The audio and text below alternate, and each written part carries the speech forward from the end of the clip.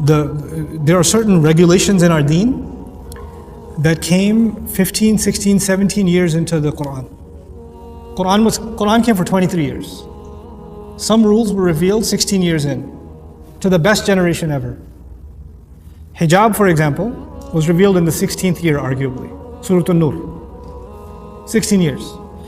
For 15 years, Aisha radiallahu anha, Khadija radiallahu ta'ala anha, Ummahatul Mu'mineen, the greatest sahabiyat, had no regulation of what? No hijab. When they walked down the street or somebody else walked down the street, you would not know they're Muslim by their appearance. You would not know. Those were the greatest people. And those people, Allah did not, these people left their homes for Islam. These people were tortured for Islam. These people went into war for Islam. They starved for Islam. But they didn't have a hijab on yet. They didn't have it on yet. Why do you think that is? Why didn't Allah just send it from the beginning? Well, if you're a Muslim, take shahada, put a hijab on. He could have done that, right? And this is the greatest generation, willing to make the most sacrifices. If they're willing to sacrifice their home, they're willing to leave, be killed, be tortured. What's a piece of cloth on your head? Reveal it in, like, after Fatiha. Be done with it. Like we do when somebody takes shahada, you need to put a hijab on now. Immediately. If you study Surah An-Nur carefully, you know what you find out? It's not easy for a woman. That's not an easy decision. Some things are easier than others. Some things take time. Allah took His time giving that revelation. We don't take our time easing somebody into things. We want it on them right away, immediately. The hukum is the hukum, I agree.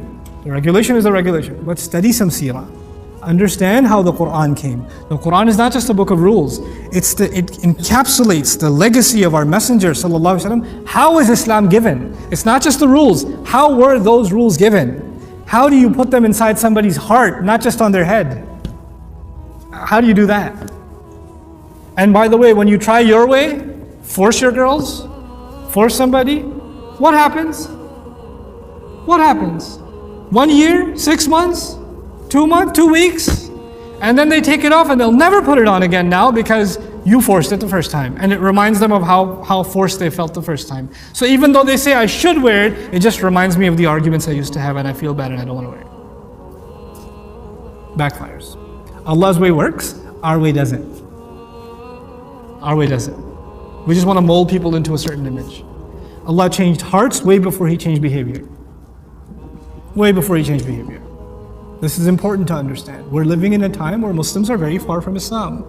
And getting them to follow the rules of Islam is not the first priority. Getting their hearts to be reconnected to Allah is the first priority. Then when Iman comes, everything else comes. Everything falls into place. When that's not there, nothing will be there. Connect people to Allah's book. Connect people to 16 years worth of revelation. Not one ayah which you can't even quote. And you're behind that, because if that's not there, what Islam is there? Astaghfirullah. And I'm just picking one example of the hijab. There are plenty of other examples of things we make the biggest deal.